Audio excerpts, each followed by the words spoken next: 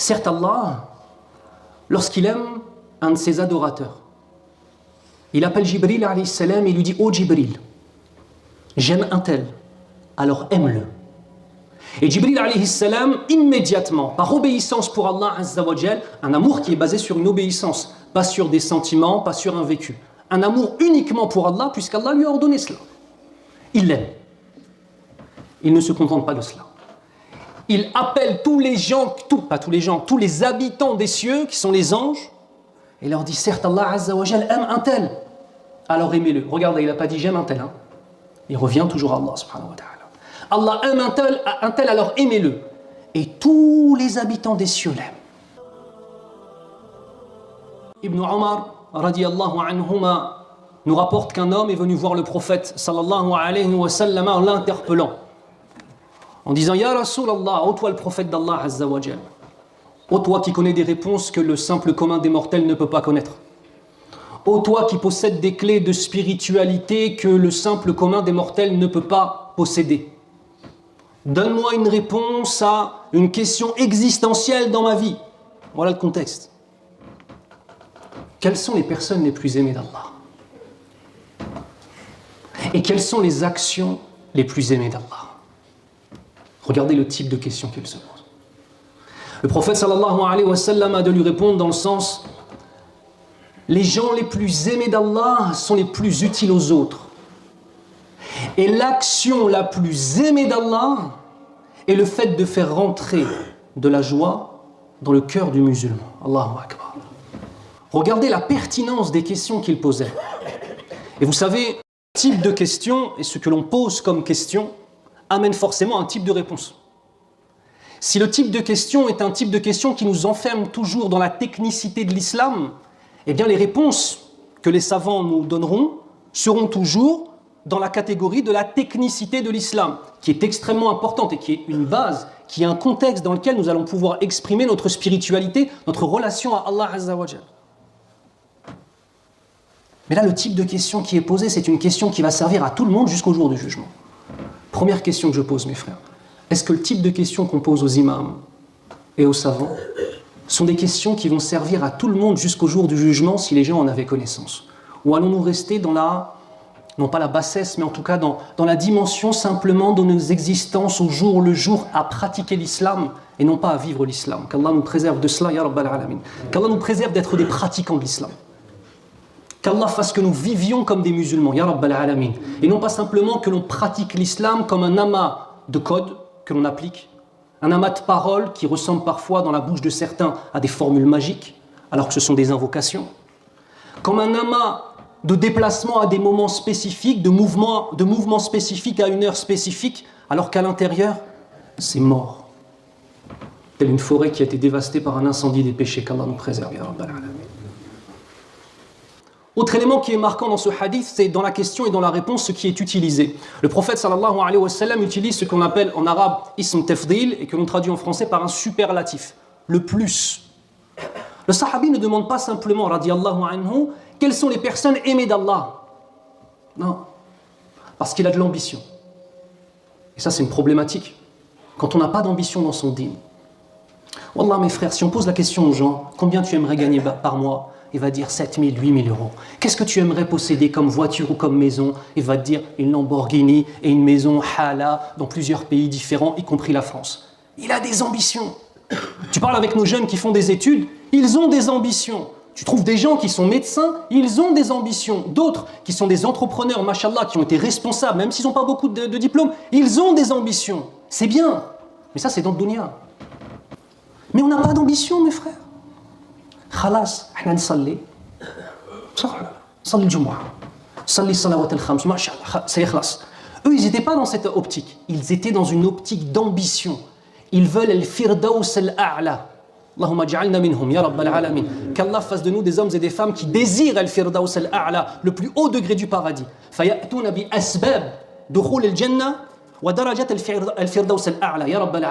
que donc on vienne avec les actions qui correspondent et les intentions et la connaissance qui correspondent au plus haut degré du paradis. Ici on a deux dimensions dans la réponse du prophète sallallahu alayhi wa sallam. On a une première réponse qui est liée à l'essence même de ta personne. Parce que si tu es aimé auprès d'Allah, cela devient une caractéristique de ta personne. Attendez, il faut qu'on s'arrête 2 minutes là-dessus. Si Allah t'aime, cela devient une caractéristique de la personne que tu es. Et c'est cette première caractéristique qui va apparaître au jour du jugement. Au-delà de tes capacités mentales, intellectuelles, physiques ou ce que tu veux. Au-delà même du nombre de tes adorations. La première des choses qui va ressortir, c'est que tu es aimé d'Allah Azza wa Jal. Allahumma ja'alna minhum. Mais regardez, on n'est pas simplement dans un tamanni. On n'est pas simplement dans une espérance. Ah, je veux être aimé d'Allah. Qu'est-ce qui vient de Nabi sallallahu alayhi wa sallam directement? Anfa'uhum linnas. C'est les plus utiles aux autres. Pour être utile aux autres, il faut des actions ou pas? La réponse est positive. Pour être utile aux autres, il faut se mélanger aux gens, patienter sur les défauts des gens, leur apporter, incha'Allah, de la lumière. Et on verra le type de lumière qu'on peut apporter à nos frères et sœurs, incha'Allah ta'ala. Puis par la suite, Nabi sallallahu alayhi wa sallam va nous donner quelque chose de très simple à appliquer dans les actions. Très simple à comprendre. Faire rentrer la joie dans le cœur de son frère. Et si on fait partie des gens qui aiment Allah Azza wa Jal, on rentre dans un hadith qui est extraordinaire. On a un hadith qui est rapporté par Abu Huraira radiyallahu anhu qui est extraordinaire, subhanallah. Et il a 2 parties. Et la première partie possède une traduction qui est: certes Allah, lorsqu'il aime un de ses adorateurs, il appelle Jibril alayhi salam et lui dit: oh Jibril, j'aime un tel, alors aime-le. Et Jibril alayhi salam, immédiatement, par obéissance pour Allah Azza wa Jal, un amour qui est basé sur une obéissance, pas sur des sentiments, pas sur un vécu. Un amour uniquement pour Allah, puisqu'Allah lui a ordonné cela. Il l'aime. Il ne se contente pas de cela. Il appelle tous les gens, tous les habitants des cieux, qui sont les anges, et leur dit: certes, Allah Azza wa Jal aime un tel, alors aimez-le. Regardez, il n'a pas dit j'aime un tel. Hein. Il revient toujours à Allah subhanahu wa ta'ala. Allah aime un tel, alors aimez-le. Et tous les habitants des cieux l'aiment. Penses-tu que, si tu fais partie des gens qui sont aimés d'Allah, de Jibril, alayhi salam, et de tous les habitants des cieux, penses-tu que les gens sur cette terre vont être indifférents envers toi? La réponse est négative. Ensuite, dans la suite du hadith, une fois que tous les gens des cieux l'aiment,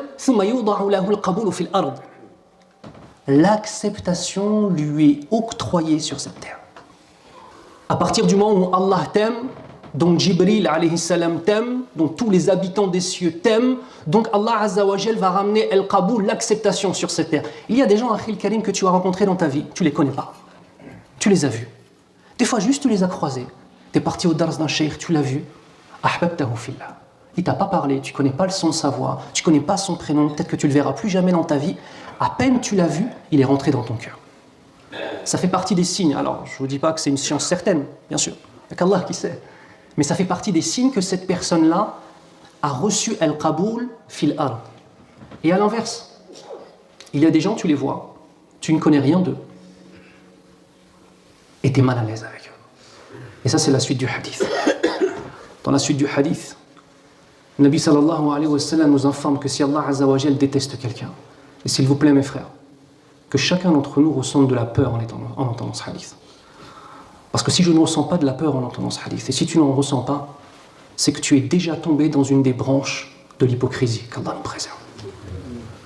Ou que je suis déjà tombé dans une des branches de l'hypocrisie, où je crois que ça y est, j'ai fait le hajj, je prie depuis 20 ans, depuis 10 ans, depuis 40 ans, donc c'est bon. Non, c'est pas comme ça, Akhil Karim. C'est pas comme ça. Lorsqu'Allah Azza wa Jal déteste quelqu'un, son nom est donc inscrit comme les gens détestés auprès d'Allah. Il appelle Jibril, alayhi salam. Il lui dit: je déteste un tel. Déteste-le. Alors Jibril, alayhi salam, immédiatement, et ça rentre dans Bab al-Wala wal-Bara. Comme Allah Azza wa Jal le déteste, il le déteste. Et il ne se contente pas de cela. Il appelle tous les habitants des cieux. Et il leur dit: Allah déteste un tel. Détestez-le. Tous les anges le détestent. Le résultat, c'est que la haine et l'hostilité deviennent une des caractéristiques qui lui sont données de la part des gens envers lui. Et il trouve toujours des gens qui lui font des problèmes. Toujours des gens qui le détestent. Qu'Allah nous préserve, ya Rabbal Alamin. Min Allah ila Jibril ila ahli as-sama ila ahli al-ard. Ahabbu an-nas ila Allah anfa'uhum lin-nas. Les gens les plus aimés d'Allah Azza wa Jal sont les plus utiles aux autres. La seconde partie, la deuxième phrase du hadith, qui est et l'action la plus aimée d'Allah Azza wa Jal, c'est de faire rentrer le bonheur dans le cœur du musulman. Qu'on se comprenne bien, le premier bonheur est un bonheur dogmatique. Je ne suis même pas en train de te parler aujourd'hui, maintenant, de le nourrir, de lui faire un sourire. Ça vient après ça. Je te parle de faire partie de ceux qui font la meilleure des actions qu'on puisse avoir sur cette terre, qui est d'ordonner le bien et d'interdire le blâmable. C'est d'ailleurs cette raison pour laquelle, c'est cette raison-là pour laquelle la Ummah al-Islamiyya est la meilleure des communautés. Donc si la Ummah al-Islamiyya délaisse l'ordre du bien et l'interdiction du mal, pouvons-nous encore prétendre que nous rentrons dans ce verset? يقول الله عز وجل كنتم خير أمة أخرجت للناس تأمرون بالمعروف وتنهون عن المنكر وتؤمنون بالله. Vous êtes là, dans le sens, vous êtes la meilleure des communautés qui a été envoyée à l'humanité. Pourquoi? Vous ordonnez le bien et vous interdisez le mal. Et le tout est enveloppé par la croyance en Allah subhanahu wa ta'ala. طيب. Al-ilm min al-amri bil ma'ruf. La connaissance et enseigner des connaissances fait partie d'ordonner le bien. Al-ilm min al-nahy 'anil munkar. La connaissance fait partie de l'interdiction sur le mal, puisque grâce à ces connaissances, les gens comprennent ce qu'Allah veut et ce qu'Allah ne veut pas, ce qu'Allah aime et ce qu'Allah déteste. Je suis toujours étonné de voir les gens qui ne sont pas musulmans et dans d'autres religions avoir une énergie extraordinaire à appeler les gens à leur religion. Gars, jusqu'à... Il faut même du porte-à-porte le dimanche matin. C'est pas agib ça. Al-Ummah al-Islamiyya fi France na'ima. La communauté musulmane en France est endormie. Nawman 'amiq. Et pas d'un petit sommeil, un sommeil profond. Akhi, en tant que musulman, tu es en mission sur cette terre. Tu entends le terme que je viens de donner là? Mission. Est-ce que c'est une mission pour toi d'avoir un toit pour ta femme et tes enfants? Oui. Est-ce que c'est une mission pour toi de rapporter de la nourriture le soir pour que ta femme et tes enfants soient nourris? Oui. Mais n'oublie pas la première des missions pour laquelle Allah Azza wa Jal nous a envoyés ici. C'est répandre le message de l'islam. Où en sommes-nous de cela? Il y a des gens au travail, ils travaillent avec des gens depuis 15-20 ans, ils ne leur ont jamais parlé d'islam. Allahu Akbar.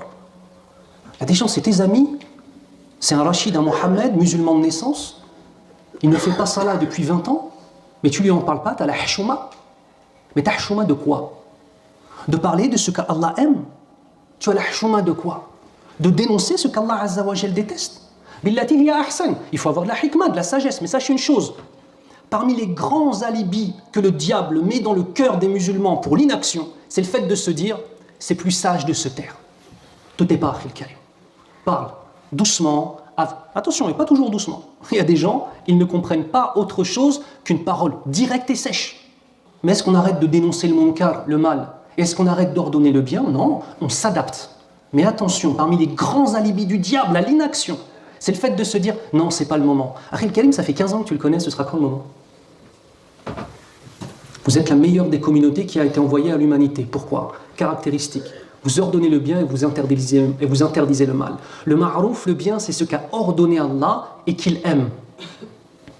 Le munkar, c'est ce qu'a interdit Allah et qu'il déteste.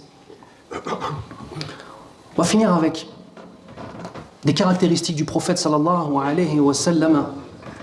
Justement parce que le Nabi sallallahu alayhi wa sallam est l'exemple même d'aider les autres et de faire rentrer la joie dans les cœurs des autres. Par plusieurs choses. Par la connaissance et l'enseignement. Mais aussi amener les gens à concrétiser l'adoration avec Allah subhanahu wa ta'ala. Mais aussi dans l'humanitaire. Aussi dans le fait d'aider les gens avec son argent, si on en a. Mais regardez encore une fois. Comment est-ce que le diable peut nous embellir des actions jusqu'au point où on a l'impression qu'on a fait tout ce qu'on devait alors qu'en fait on ne l'a pas fait? Aujourd'hui, la plupart des musulmans, la seule relation qu'ils ont avec l'aide de la communauté musulmane, c'est de donner de l'argent. Soyons honnêtes. Il a donné 100 € pendant le Ramadan, il est bien dans sa tête.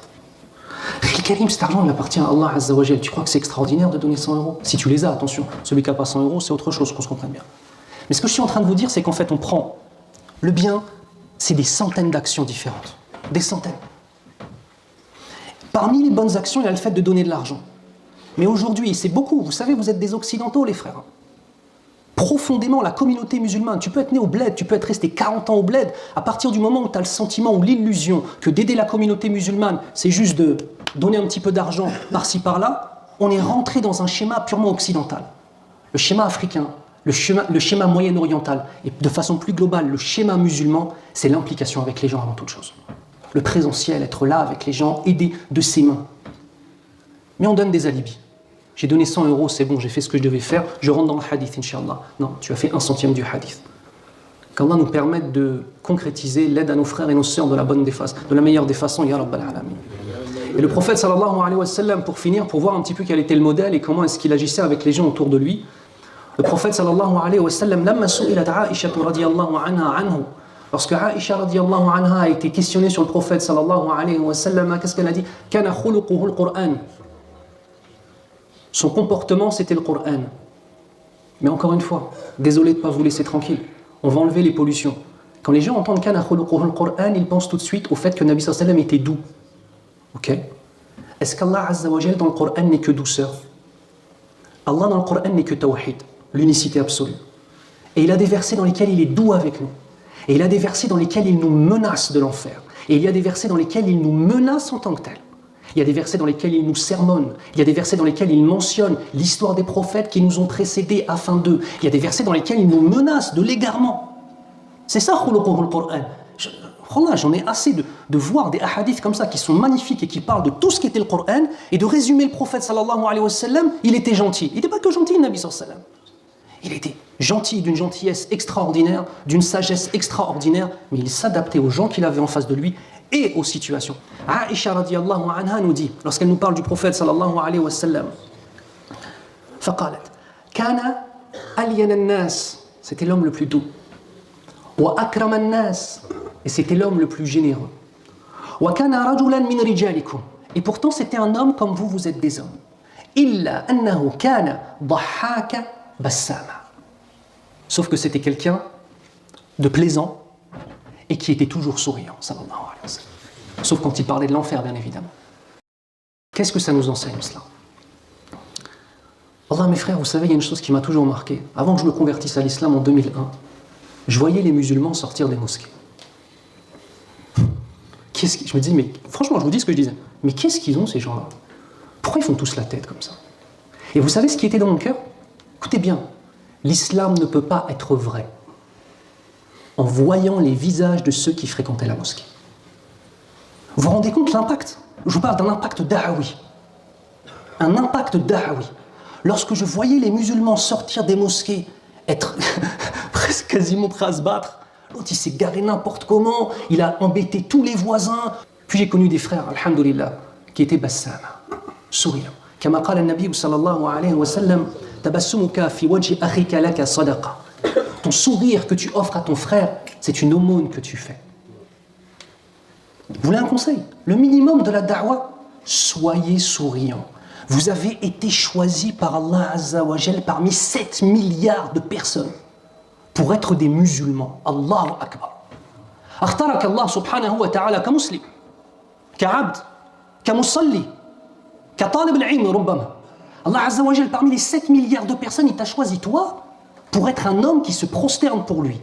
Mais tu ne devrais pas avoir le sourire sans arrêt. Ah, des problèmes de vie, je ne dis pas le contraire. Problèmes de famille, de travail, d'argent, je ne dis pas le contraire. لِيَبْلُوَكُمْ أَيُّكُمْ أَحْسَنُ عَمَلًا, afin de vous éprouver et de faire ressortir de vous les meilleures des actions. Voilà la réalité.